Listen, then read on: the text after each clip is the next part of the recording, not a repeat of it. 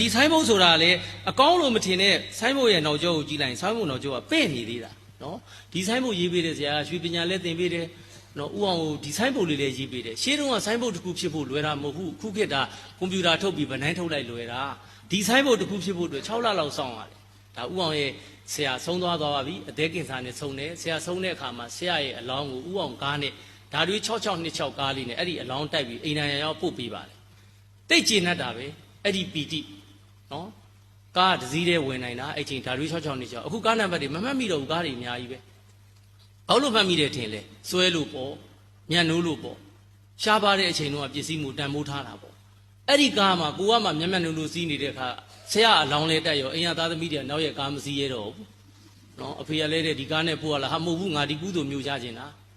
ဥအောင်ဝန်ထမ်းတွေတည်တယ်သူ့အိမ်တည်ခြင်းနဲ့အိမ်ရကားနဲ့ပဲပို့ပေး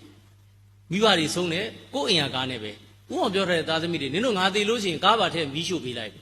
ဘာလို့ငါရှာထားတာကားတွေအများကြီးနင်တို့ကတည်လဲတည်ရောတော့ကြနေအာသုဘကစောင့်ရတာနဲ့ဟိုဟာကားမလာနဲ့အဲ့ကားအိမ်နာမကတ်နဲ့အခေါင်းနဲ့မထိနဲ့ဒီကမြေလှုပ်ရွေခဲ့ရတာအများကြီးကားလေးပါမီးရှို့ပေးလိုက်ပါလားသားသမီးတွေက